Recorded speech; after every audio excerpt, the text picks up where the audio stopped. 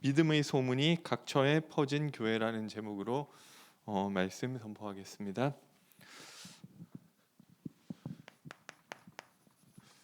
예. 이 데살로니가 전서의 이 배경을 보면요, 잘 여러분이 아시겠지만 데살로니가 지역은 이제 사도 바울이 사도행전 17장에 보면 이 데살로니가 지역에 전도하러 가서 세운 교회인데요. 3주 동안 짧은 기간에 말씀 전하게 되고요. 그 데살로니가 지역은 좀 유대인들이 많이 있었나 봐요. 그러니까 저기 이 빌립보나 이런 데 갔을 때는 기도처가 있는가 해서 강가로 가고 뭐 이렇게 하는데 그 유대인의 회당이 있었다고 이야기하거든요. 그 말은 이미 그 지역에 유대인들이 모여 살면서 회당을 만들 만큼 공동체를 구축하고 있었다는 뜻이 되고요. 이 유대인들이 이 바울을 싫어하는 거예요. 그러니까 이 천하를 어지럽게 하던 자들이 여기에도 이르렀다. 그래서 이 바울을 싫어한다기보다는 이 경건한 헬라인들과 귀부인과 막 이런 사람들이 원래는 경건한 이 헬라인이라는 것은 유대인이 아니라 이방인임에도 불구하고 유대교를 좋아하는 거예요. 그래가지고 뭔가 막 유대교 회당에서 같이 예배드리고 같이 율법 듣고 뭐 이러는 사람들을 경건한 헬라인이라는 이 무리가 있었단 말이에요. 그런데 뭐 이 사람들이 이제 회당에 안 나오고 바울 따라가는 거예요. 그러니까 어떻게 보면 이 저자의 어떤 불량한 사람들이 때를 지어 왔다. 사실 이 깡패 얘기하는 거잖아요. 그래서 깡패를 데려가 가지고 핍박을 하는데요. 그 천하를 어지럽게 하던 무리들이 여기도 이르렀다. 이 사람들이 가이사 말고 다른 임금 예수가 있다고 한다. 이 사람들은 로마에 반역하는 이 반역자로 이 로마에 고소를 한 것입니다. 그러니까 이제 읍장들이 왔다고 했는데 이 번역이 이 읍장이라기보다는 데살로니가가 큰 도시였기 때문에 사실은 이 도시 관리 정도로 보는 게 맞고요. 그래서 뭐 그 일 때문에 막 이런 일들이 일어나면서 이 저기 바울과 실라와 디모데가 밤중에 도망가야 할 만큼 그런 일들이 좀 벌어지고 그래가지고 이게 도저히 여기 이 사람들 때문에 안 되겠다고 해가지고 베레아까지 도망을 오는데요. 베레아에서 또 말씀 전하니까 베레아 사람들은 사람들이 이 말씀을 너무 은혜로 잘 받는 거예요.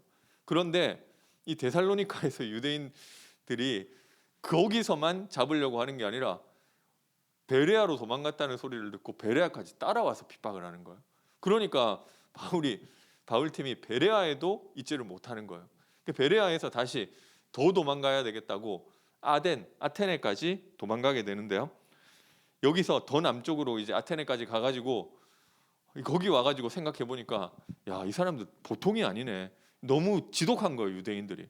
그러니까 내가 그때 그 데살로니가의 그 사람들 이 야손이라는 사람이 말씀을 듣고 복음 때문에 고난당하고 했는데 그 귀중한 영혼들이 있는데 이 핍박 가운데서 그 사람들 살아남았을까? 우리를 이게 뭐 따라다니면서 이 정도로 핍박할 정도면 그 데살로니가 교회 나 3주밖에 말씀 못 줬는데 그 교회는 잘 있을까? 걱정이 되는 거야.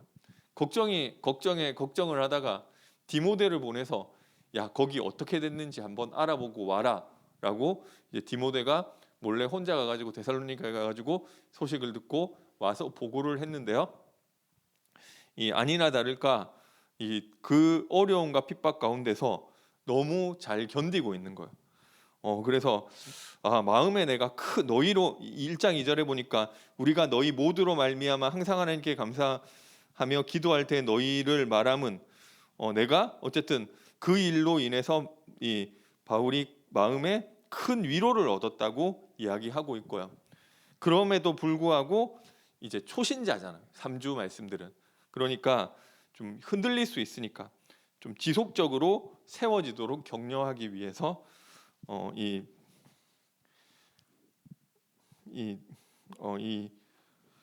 쓴 거고요. 핍박 속에서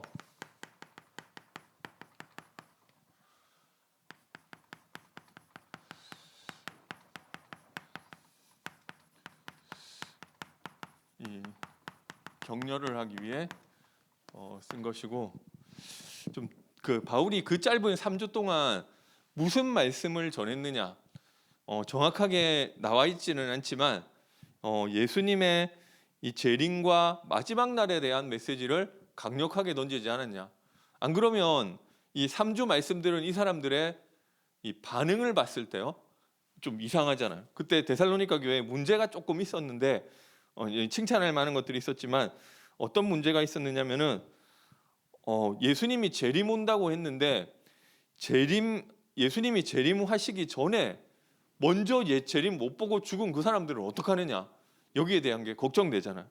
그래서 뭐 그런 사람들은 그리스도 오시기 전에 죽은 자들이 먼저 부활에 참여하게 되고 죽은 자들이 부활해서 예수님과 같이 재림을 오시기 때문에 그 사람들도 재림에 같이 참여하고 제외되는 것이 아니다, 걱정할 필요 없다, 뭐 이런 이야기들을 하고 있고요. 그리고 예수님이 곧 재림하신다고 했기 때문에 그렇게 되면은 일할 필요도 없고 저기 공부할 필요도 없고 학교 다닐 필요도 없잖아요. 그리고 그 당시에는 저기 그 초대교회 사도행전 2장에도 나와 있지만 믿는 사람들이 다 같이 모여서 이 모든 이 경제를 통용하고 자기 소유를 나눠주고 공동체 생활을 했기 때문에 내가 일을 안 해도 교회에서 나를 내 생활을 책임져 주는 거예요. 그러니까 교회 입장에서는 어떻게 보면 경제적으로 짐이겠지만 그렇게 살아갈 수 있는 부분들이 있단 말이에요. 그래서 뭐 이런 이 재림에 대한 어떤 오해를 교정해주기 위해서 좀 이 데살로니가 전서를 뭐 쓴 이유가 있고요. 어쨌든 뭐 이게 이 내용에서 바울이 3주 이 사람들이 그 말을 어디서 들었겠냐고요. 근데 나타나는 결과가 다른 것들은 극심한 핍박 가운데서도 잘 버티고 있다. 그리고 예수님 곧 재림하실 거기 때문에 그러면은 먼저 죽은 사람 어떡하지? 여기에 대한 슬픔과 그리고 예수님이 금방 오시기 때문에 그럼 일 안 해도 되겠네, 이런 결과들이 나타났단 말이에요. 그러면은 바울이 무슨 말씀을 전했는지는 유추할 수 있는 거죠. 사도행전 17장에서 바울이 3주 동안 도대체 무슨 말씀을 전달했느냐. 그래서 결국 이 재림 신앙인데요. 예수님이 분명히 내가 속히 오리라, 곧 오시겠다고 약속하셨단 말이에요. 그러니까 그 말씀을 그때 사람들은 진짜로 믿었어요. 제가 저희 집에 좀 그 불편한 것들이 좀 많이 있어요. 지금 뭐 이게 전기 콘센트 같은 게 있는데 저게 벽이 좀 무너지다 보니까 잘 안 그러니까 벽에 깊이 안 박히는 거예요. 고정이 잘 안 되는 거예요. 벽 자체가 좀 무너지다 보니까. 그러니까 저기다 플러그를 꽂아도 제대로 안 돼요. 그리고 뭐 벽 자체가 무너져서 어떻게 고정하기도 힘들어요. 그리고 뭐 또 이 주방에 있는 거는 빼면은 저기 단자까지 같이 뽑혀져 나와요. 소켓까지. 그러니까 좀 조심해야 되고 딱 한 개 쓸 수 있는 거 있는데 거기 구멍 2개 가지고 그 위에 하나 2개 가지고 뭐 이것도 충전했다가 빼고 뭐 다 딴 거 쓸 때는 딴 것도 하고 뭐 그렇게 살고 있어. 그리고 저희 세면대에 물이 안 내려가요. 이게 되게 천천히 막 한 30분씩 있어 내려가고 그래요. 막혔는데 이거를 이게 끼웠으니까 관에 뭐가 끼웠으니까 그런 거잖아요. 이걸 돌려가지고 좀 제가 빼보려고 했는데 그 벤치로 자꾸 돌려도 안 돌아가더라고요. 이게 그러면은 제 선에서는 해결할 수 없는 문제잖아요. 그래서 뭐 이런 것들을 집주인한테 좀 수리를 해달라 얘기를 했더니 뭐 대답이 없어요. 그러니까 이거 싫다는 거잖아요. 그래서 뭐 이게 막 그러면은 제가 2가지 중에 하나잖아요. 이걸 보면 이거 벽 막 무너지고 해서 이거 일이 간단하지가 않아서 이거를 돈을 주고 고치든지 업자를 불러서 고치든지 아니면 그냥 참고 살든지. 근데 우리는 참고 사는 쪽을 선택을 했어요. 왜냐하면 금방 나갈 거니까. 어차피 2년 계약이잖아요. 지금 한 5개월 정도 됐는데 한 1년 7개월 남았단 말이에요. 그러니까 이거 버티고 나갈 거예요. 근데 이게 우리 집이고 내가 여기 계속 살아야 된다 하면은 생각들이 달라지잖아요. 이게 어디서 오는 차이냐면은 잠깐 있다가 저는 여기 우리 집 아니에요. 잠깐 있다 가는 거냐 아니면 내가 계속 있을 때냐, 거기에 따라서 생각이 달라진단 말이에요. 바울이 전달했던 메시지가 예수님 곧 오신다 그렇게 말했기 때문에 그 메시지를 무슨 말 했는지 3주 동안 무슨 말 했는지는 안 나와 있는데 결과는 이렇게 나타났잖아요. 이 부분을 강하게 전달했다는 거예요. 그래서 진짜 우리는 예수님 곧 오신다고 하지만 오늘 안 오실 줄 확신하고 살잖아요. 내일도 안 오실 줄 확신하고 살잖아요. 그래서 이것저것 미래를 내다보고 여러 가지를 하시는데 그게 나쁘다는 게 아니고요. 예수님이 곧 오신다는 것을 진짜 믿어버리면은 생각이 바뀌게 돼 있어요. 제가 이거 2년 살 집 아니라고 생각하면 생각 바뀐다니까요. 그리고 이거 그냥 좀 불편해도 참는다니까요. 그래서 예수님 곧 오시는데 내가 지금 막 뭐 때문에 우울하냐? 이번에 저기 이게 막 돈이 없어가지고 너무 힘들어. 예수님 금방 오시는데 그 문제 안 되잖아. 그죠? 그게 문제가 안 되는 거예요. 나 지금 몸이 안 좋아가지고 이러다가 오래 못 살면 어떡하지? 아니 예수님 그 전에 오늘 올지 모른다 하면은 그 문제 자체가 없어져 버리는 거예요. 그러면은 예수님이 지금 오신다고 했을 때 그러면은 우리 인생을 보는 관점이 달라지는 거예요. 뭐가 됐건 이게 좋은 쪽으로 달라지느냐 나쁜 쪽으로 달라지느냐는 모르겠지만 어찌 됐건 분명히 바뀌게 돼 있어요. 그냥 이거 제가 보는 것 저도 문제 보는 관점이 다르잖아요. 그러니까 그러면은 예수님 금방 오시는데 이 땅의 것은 금방 없어질 거예요. 뭐 그렇게 욕을 매는 거냐고요. 그럼 육신적인 것에서 하나님이 원하시는 그래 이거 없어질 거는 그냥 대충 하고 하나님이 원하시는 영원한 것에 우리 인생을 두려야지. 물론 이 생각이 들어온 것 같아. 데살로니가 교인들 마음속에. 물론 안 좋은 재림에 대한 오해 같은 것들도 생겼지만 그 생각이 들어와 있으니까 좀 핍박 오는데 이게 핍박 어차피 지나가는 거야. 그리고 이게 중요한 게 아니고 우리에게 영원한 것이 있어. 이게 이 사람들이 어느 정도냐면은 하던 일도 때려치우고 이 물론 좋은 거 아니에요. 지금 그렇게 하라는 얘기가 아니고 그게 잘못된 거지만 그 정도 되니까 이게 진짜로 안 흔들리는 거잖아. 그리고 진짜 내 인생을 하나님이 원하시는 것에 올인할 수 있는 것입니다. 우리 뉴스 같은 데 보니까 예전에 막 다미 선교회니 시한부 종말론자들은 자기 전 재산 다 갖다 부어요. 왜? 예수님 곧 오시는데 그것도 근데 사실은 그것도 좀 이상한 것 같아요. 그러면은 거기 왜 또 근데 재산을 다 드리냐고요. 근데 그거는 좀 이상하지만 어쨌든 그 생각이 그거 좀 잘못된 이 종말론이기는 하지만 그 생각이 들어왔기 때문에 거기에 내 인생을 올인할 수 있어. 내 지금 있는 문제와 근심과 걱정 중요하지 않아. 어떻게 보면 이 땅에 발을 딛고 살지만 한 발 넘어선 그 삶을 사는 거예요. 그러면은 우리가 그렇게 살아라 이런 건 아니지만 성경에서 이야기하는 것은 그것은 아니지만 우리는 하나도 안 믿잖아. 예수님은 오늘 안 오시고 내일도 안 오시고 왜 안 오시느냐고 확신하느냐. 성경에 보니까 이 천국 복음이 모든 민족에게 증거되기 위하여 땅끝까지 전파되리니 그제야 끝이 오리라. 근데 모든 민족 전파 안 됐잖아. 237 나라 5천 종족 다 전파 안 됐잖아. 그러면은 그 전파의 끝점이 어디냐고요? 사실 모르는 부분이에요. 그러니까 어떻게 보면 이 정도 됐으면 지금 인터넷 나오고 TV 나오고 뭐 못 들 그러면은 모든 사람 한 명 한 명이 복음 한 명도 못 들은 사람 없이 지금 인구가 벌써 한 70억 돼 간다고. 70억이 동시에 다 듣는 그 순간 예수님 오시느냐? 그럼 신세가들 어떻게 할 거예요? 그리고 당장 너무 늙어가지고 그 70억 인구 중에 뭔가 들을 수 없는 그 상황에 있는 뭐 복음을 어쨌든 접할 수 없는 그 상황에 있는 사람들은 어떻게 되느냐고. 그러니까 정확하게 얘기하면 이 땅에 살아 있는 모든 사람이 복음을 다 들어야 예수님 오신다는 것도 불가능한 일이고 그렇게 되지도 않아요. 그냥 그 기준점에 대해 그런 날도 오기가 사실 힘들고요. 그러니까 그 기준점이 명확하지가 않아요.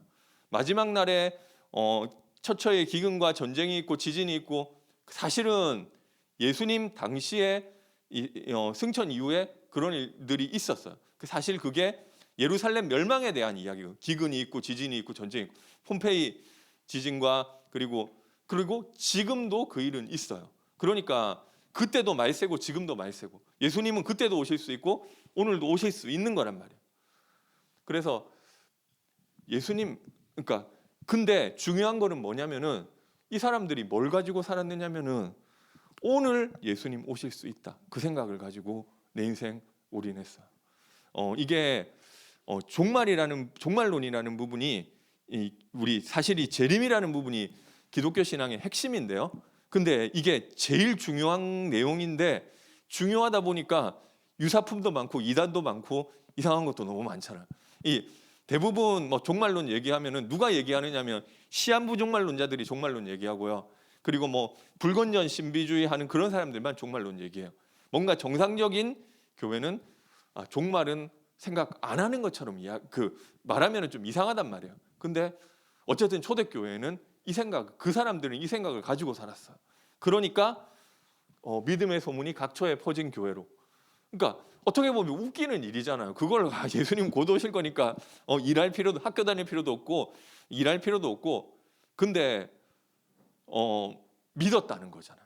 그리고 내 인생 그 사람들에게 이게 얼마나 의미가 있었겠어. 하나님 원하시는 게 뭐냐. 그거를 올인했던 부분은 그 사람들에게 나타난 부분이잖아요. 그러니까 이런 좀 잘못된 부분이 있었음에도 불구하고 이 응답을 받을 수 있었던 거예요. 근데 우리는 예수님 영원히 안 오실 거예요. 이 땅에서 영원히 살아갈 것처럼 살잖아요. 이 땅에서 뭔가를 얻으면 너무 좋고 이 땅에서 뭔가를 내가 손해보면은 마치 세상을 잃어버린 것처럼 이 땅의 것이 전부인 양 슬퍼하고 그래서 초대교회에서는 그 예수님이 그렇게 말씀하셨잖아요. 내가 곧 올 것이다. 속히 올 것이다. 근데 이 기준이 좀 우리랑 달라서 그렇지. 그러면은 그냥 내 생각에는 곧 안 올 것 같은데 내 생각에는 속히 안 올 것 같은데 지금까지도 안 왔고 이때까지도 안 왔잖아. 내 생각에 그럴지라도 그냥 예수님 말씀이 맞다 생각하고 살면 되는 거예요. 그래서 그거를 믿고 초대교회에 올인했다니까. 왜 콜로세움에서 사제한테 밀어 넣는데도 이 복음 선택했냐? 예수님 곧 온다고 했으니까. 그러면 이거 다 정리될 거야. 그리고 그렇게 생각했단 말이야. 왜 카타콤에서 사는데도 상관없냐? 뭐 저랑 비슷한 생각이었겠죠. 뭐 내가 이거 계속 사는 거 아니고 여기는 잠깐 지나가는 거고 예수님 오시면 다 끝나는 거야. 그렇게 생각하니까 자기 인생을 어떻게 보면 이런 데 두지 않고 하나님 원하시는 것이 뭔가 생각하고 거기 올인했단 말이에요. 그 재림신앙이 필요한 부분. 이게 어떻게 보면 재림을 얘기하고 종말을 얘기하면은 조금 얘기하면 이단처럼 얘기를 하는데요. 그런데 필요한 부분인 거. 그러니까 초대교회가 가지고 있었던 신앙이고 바울이 이 부분에 대해서 분명히 강조를 했었던 것 같아요. 그러니까 막 이런 결과들이 나왔잖아요. 그래서 진짜 예수님이 재림하실 것을 믿고 근데 너네가 일 안 하고 뭐 그렇게 사는 거는 좀 이상한 것 같아. 그렇게 하지 말고 진짜 그리스도가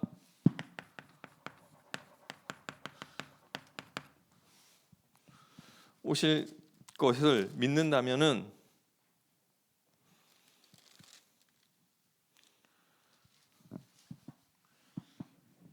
흠 없는 그리스도의 신부로 그렇게 너희를 준비하고 살아야 되는 거 아니냐 이 이야기를 하는 것입니다. 예수님 곧 오시는데 결혼식이 곧 닥치면은 결혼 준비를 하잖아요. 신성민 여사님 곧 결혼하시는데 그러면은 그것을 이게 믿어지면은 그걸 준비하는 삶을 살면 되는 거예요. 그래서 어떻게 사느냐? 하나님을 기쁘시게 하는 그 삶을 사는 것이라고 이야기하고 있습니다. 4장 1절에 보니까요. 너희가 마땅히 어떻게 행하며 하나님을 기쁘시게 할 수 있는지를 우리에게 배웠으니 곧 너희가 행하는 바라 더욱 힘쓰라. 그래서 하나님이 원하시는 것이 지금 나에게 원하시는 것이 무엇이냐. 예수님 곧 오시는데 딴 게 중요한 게 지금 아니고 지금 나 몸 안 좋은데 이거 어떡하지? 빨리 병원 가서 치료해야 되겠다. 물론 치료하셔야 되는데요. 예수님 곧 오시는데 그렇게 중요한 문제 아니라는 거잖아요. 그러면은 그것보다 지금 하나님을 기쁘시게 하는 게 뭐냐? 이거를 생각하는 거예요. 그러면은 그걸 가지고 사는 게 중요한 거예요. 이게 지금 내가 병원을 가는 게 하나님 원하시는 걸까? 아니면은 병원을 안 가고 뭐 하는 게 하나님 원하시는 걸까? 그게 뭐가 정답이기 이전에 내가 이 하나님 기쁘시게 하는 것이 무엇인지를 가지고 살아가는, 그것을 질문하고 그거 중심으로 살아가는 거예요. 그리고 4장 3절에 보니까요. 하나님의 뜻은 이것이니 너희 거룩함이라 곧 음란을 버리고 거룩한 삶을 사는 것입니다. 4장 3절에서 8절까지 보니까요. 하나님을 모르는 이방인과 같이 세욕을 따르지 말고 하나님이 우리를 부르시면 부정하게 하심이 아니요 거룩하게 하심이니. 우리 대학 청년이 조금 이 나이가 성적으로 좀 흔들릴 수 있는 그런 시기인 것 같아요. 우리 교회 좀 청년 한 명이 이번 주에 어디 베트남인가 그쪽으로 출장을 가더라고요. 그래서 제가 직장 생활 좀 했거든요. 직장 문화를 안단 말이에요. 여자 직원 안 가고 남자 직원들끼리 가면 여자 직원 가도 좀 따돌리고 꼭 그런 업소 같은 데를 찾아가요. 그리고 국내에서도 지금 한국에서도 이러는데 한국에서도 갈 거예요. 근데 한국에서는 그냥 우리 집 오면 되잖아요. 근데 거기는 이제 같이 호텔 있고 있는데 자기만 빠져야 되는 거잖아요. 그래가지고 좀 제가 물어보니까 지금 이미 다 계획 세우고 있다는 거예요. 이게 좀 시대가 이런 시대구나 그렇게 생각하게 됐습니다. 그래서 이 당시에 기독교인과 비기독교인의 어떤 물론 이 영이 성령의 이 사람이고 이런 것들 이런 거 있지만 그거는 속 사람의 얘기고요. 겉으로 드러나는 가장 큰 차이점이 두 가지가 있었는데요. 첫 번째, 기독교인들은 우상 숭배 안 해요. 우상을 그러니까 이걸 딱 보면은 아는 거예요. 그리고 두 번째, 다 하는데 안 하니까. 두 번째, 이 성적인 부분이 성적 윤리가 다른 거예요. 왜냐하면 그 당시에 지금도 그렇지만 그때 기록은 좀 되게 좀 그때도 성적으로 그리스 로마 시대 때 성적으로 무너진 부분들이 기록에 보면 굉장하거든요. 그런데 기독교인들은 그렇지 않은 거예요. 그래서 이런 부분들이 구분되는 거예요. 이게 거룩하고 이 음란을 버리고, 이 말은 좀 영적인 음란도 이야기하는 게 맞고요.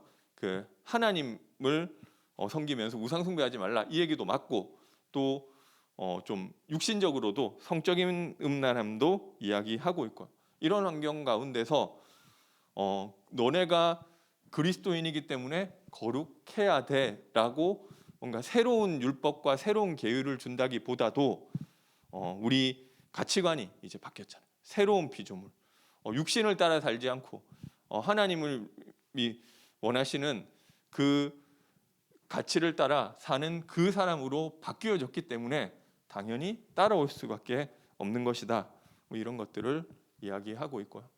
예수님이 오시고 이 땅의 것이 중요한 것이 아니라 영원한 것에 올인하는 그 인생이 되기 때문에 당연히 너희는 거룩한 인생을 살아야 되는 것이다. 근데 이 세상이 그래요. 내가 적극적으로 안 하려고 하면은 끌려가게 돼 있어요. 예. 근데 왜 좀 성적인 것에 대해서만 이렇게 좀 얘기를 하느냐?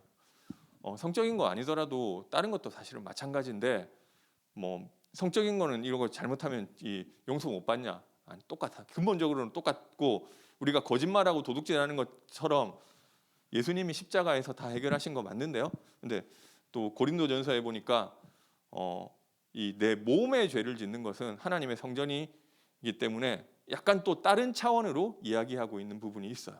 그래서 뭐 용서 못 받고 이런 것은 아니지만 지금부터라도 혹시 좀 이것들을 좀 주의해야 되고요. 그리고 또 그 성경에 보니까 그 고린도전서에 보니까 이 성적인 것 그 관계를 가지게 되면은 몸이 하나가 되고 뭔가 영이 합쳐진다 뭐 이런 식으로 보고 있다면 분명히 영적 영향은 있는 것 같아요. 그래서 다른 죄랑 다르게 또 조금 더 이야기하고 있는 부분이 있는 것입니다. 지나간 거는 어쩔 수 없는 것 같아요. 그렇지만 이 부분을 너네가 예수님 곧 오시고 나는 그리스도의 신부로 준비하는 사람이기 때문에 너네가 거룩한 것이 하나님의 뜻이다 이렇게 이야기하고 있고요. 그리고 그렇기 때문에 그 안에서 뭐 형제 사랑에 대해서도 뭐 이야기하고 있는데요. 막 예수님이 이제 곧 오실 거니까 대충 살아도 돼. 대충 살라는 얘기가 아니고요. 그러면서 일하지 않음으로써 형제에게 짐을 지우지 마라. 그리고 조용히 자기 일을 해라. 이렇게 이야기하고 있는 것입니다. 그리고 뭐 여러 가지 내용들이 나오는데요. 온전한 교회로서 너네가 갖추어야 될 여러 가지 내용이 나오는데요. 이걸 뭐 다 읽으면 시간이 없으니까 뭐 이런 뭐 여기 너희에게 권하노니 너희 가운데서 수고하고 주 안에서 너희를 다스리며 권하는 자들을 너희가 존중하고 그들을 역사로 말미암아 사랑 안에서 가장 귀히 여기며 너희끼리도 화목하고 게으른 자들을 권계하고 마음이 약한 자들을 격려하고 힘이 없는 자들을 붙들어주고 모든 사람에게 오래 참으며 누구에게든지 악을 악으로 갚지 말고 서로 대하든지 선을 따르고 항상 기뻐하고 쉬지 말고 기도하고 범사에 감사하고 뭐 성령을 소멸하지 말고 예언을 멸시하지 말고 범사에 아래 좋은 것을 취하고 악은 어떤 모양이라도 버리라. 뭐 이런 이야기들을 하고 있는데요. 온전한 교회와 성도는 어때야 된다는 것에 대해서 기준을 제시하고 있는 것입니다. 근데 이걸 내가 할 수 있느냐? 나는 사실 이렇게 못해요. 그죠? 그래서 내가 이룰 수가 없는데요. 하지만 온전한 교회와 성도는 이래야 된다는 기준을 그러면은 야 너네는 안 되니까 다 안 해도 되는 거야 하고 있냐? 아니면은 그렇지만 하나님이 보시는 교회의 기준을 성도의 기준을 제시하고 있느냐고 했을 때는 분명히 성경은 제시하고 있다는 것입니다. 내가 불완전함에도 불구하고 하나님이 원하시는 것이 이것이고 그렇기 때문에 내가 그 방향으로 나아가라고 성경은 이야기하는 것입니다. 뭐 하건 못하건 그래서 우리가 못한다고 이게 지금 안 된다고 해서 원래 이거는 불완전하고 나는 인간은 불완전하고 안 되는 거야 하면서 죄 가운데 그냥 있는 것은 생명이 없는 사람의 모습이고요. 진짜 생명이 있는 사람은 내가 불완전한 것을 알고 내가 또 안 됐네. 성경은 이 기준을 얘기하고 있는데 이 기준과 내가 너무 차이가 나네. 그때 연약할 때 그때 내가 하나님께로 돌이키고요. 하나님께 힘 달라고 나에게 은혜 달라고 간구하게 돼 있는 것입니다. 그 방향을 향해 하나님은 기준을 제시하셨고요. 내가 안 되기 때문에 안 되는 것이 아니라 그 방향으로 그 모습을 향해서 나아가게 된다는 것입니다. 그래서 막 죄를 즐기면서 야 너나 나나 어차피 똑같은 죄인 아니냐 뭐 이렇게 이야기하는 것은 그 양심에 화인 맞은 거라고 이야기하고 있고요. 나는 불완전 하지만 하나님이 주신 이 기준은 완전한데 이게 차이가 나네.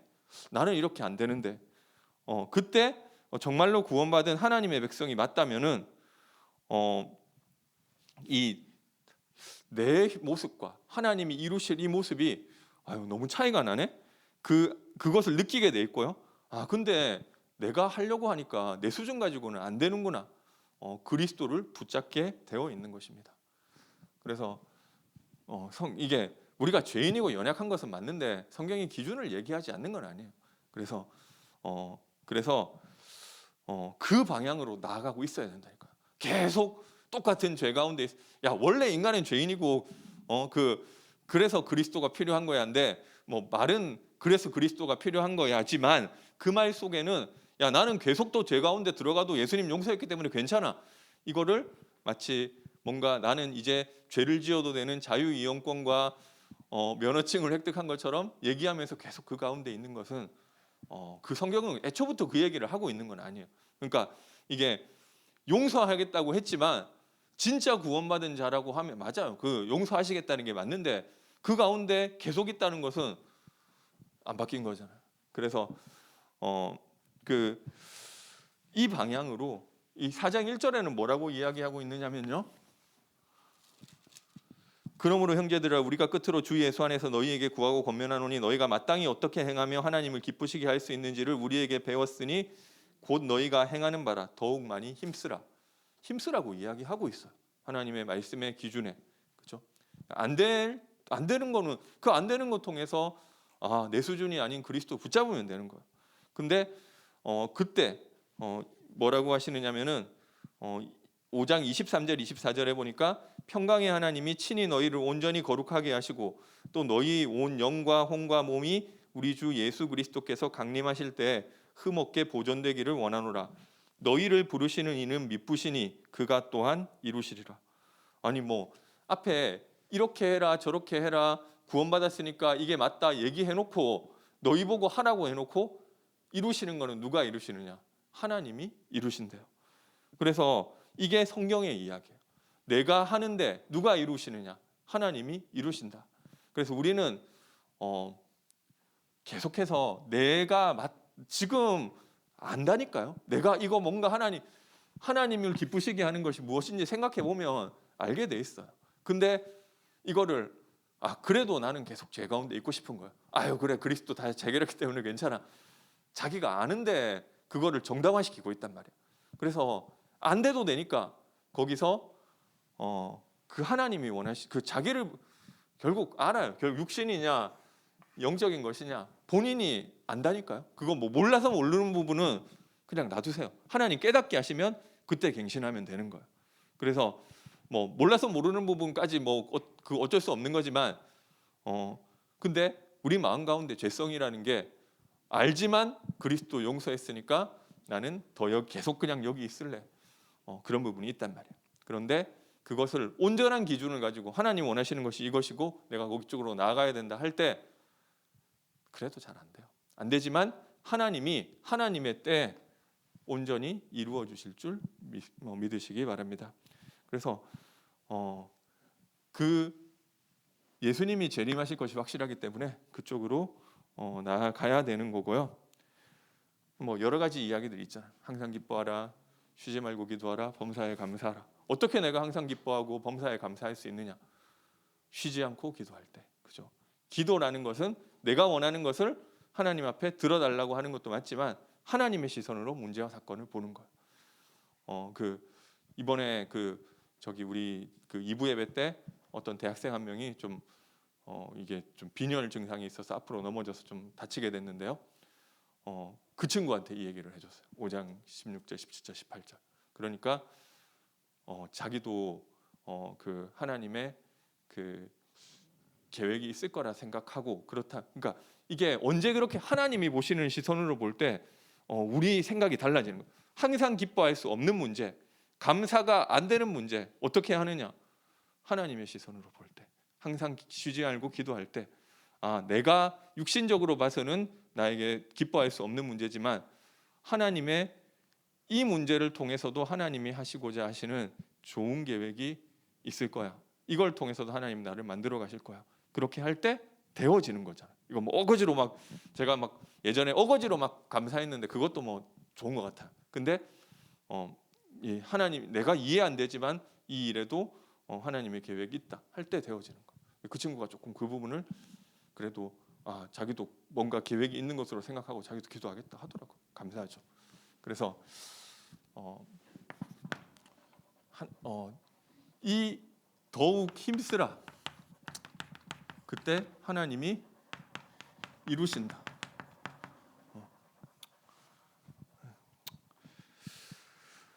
그 사람에게 나타나는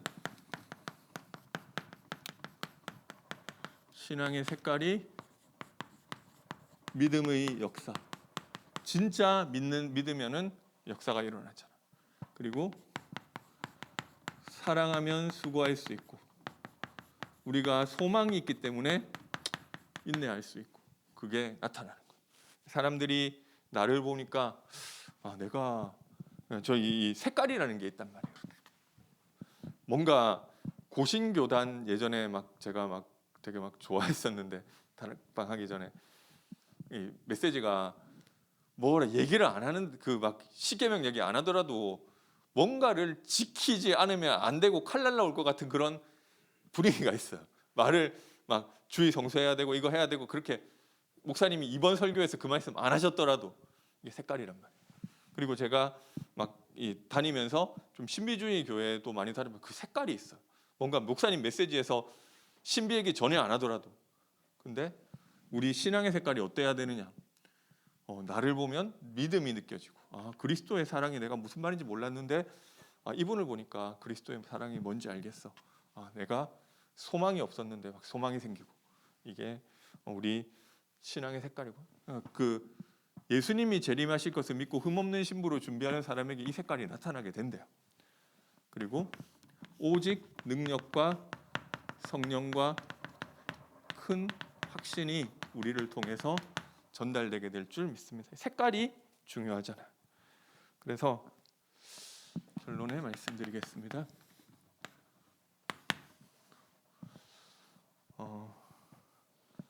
예수님이 곧 오신다. 그래서 우리는 그리스도 올인하게 되시기 바랍니다.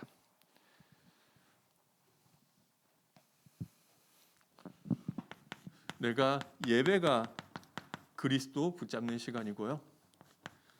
우리가 그리스도 올인하라고 해서 무슨 아무것도 안 하고 일도 안 하고 24시 교회만 와서 기도만 하고 이게 아니잖아. 우리 삶을 살면 되는 거야. 하지만 우리 삶에 중요하게 하나님 바라보는 시간을 가지시면 되는 것입니다. 아침 시간, 밤 시간. 그러고 그냥 우리 일상 삶 살면 돼요. 그죠? 조용히 자기 일을 하라고. 조용히 자기 일을 하고 너희 손으로 일하기를 힘쓰라. 4장 11절에 나온 것처럼. 그래서 그렇지만 우리 중심은 예수님이 오늘 오신다. 다른 거 중요하지 않아. 하나님 원하시는 그게 중요하지. 이 삶을 살게 되시기 바랍니다. 그것이 전도자의 삶인 줄 믿으시기 바랍니다. 그래서 내 삶 가운데 예수님 오늘 재림하시는데 이번 시험도 물론 중요하지만 전도 대상자, 그리고 나를 통해서 말씀 운동의 이 장이 있어야 되고요. 지교의 응답이 나타나도록. 이것도 마찬가지예요. 안 돼도 돼요. 하나님이 야 너는 왜 전도 못했냐? 이러는 게 아니잖아요. 안 되더라도 당연히 있어야 돼요. 내가 구원받았으니까 내가 이 사랑을 받았으니까 나도 사랑해야 되겠다. 이 방향이 우리 인생의 방향이 되시기 바랍니다. 그래서 우리 특별히 이제 현장 전도 캠프 아직 좀 많은 것들이 안 정해졌는데요. 그래도 좀 살 수 있도록 좀 준비하시고요. 지금 상황이 조금 애매한 것 같아. 실외에서 마스크는 벗었지만 그렇다고 예전처럼 모르는 사람한테 가가지고 얘기하기가 조금 분위기가 또 좀 다르잖아요. 그래서 좀 여기에 맞는 캠프, 그리고 또 이 지교회 같은 것들도 줌으로 다 하고 있는데 그 사람들은 캠프를 참여 안 할 거냐 이런 문제. 그래서 다 좀 커버할 수 있는 캠프를 좀 생각하고 있습니다. 좀 같이 마음 담고 좀 이게 내가 생각하기에 이런 부분이 필요한 것 같아. 역으로 좀 제안 주셔도 되고요. 그리고 300 영접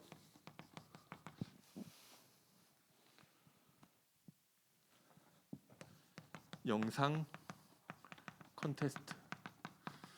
보니까 이게 너무 은혜롭게 올려주셨는데 좀 투표율이 그렇게 많지가 않더라고요. 이거를 제가 보더라도 이거 다 보기가 너무 좀 힘든 것 같아. 우리 공정한 평가를 하려면은 싹 다 보고 그 중에 순위를 매겨야 되잖아. 꼭 그렇게까지 안 하고 마음에 드시는 거 몇 개 보시고 하셔도 돼요.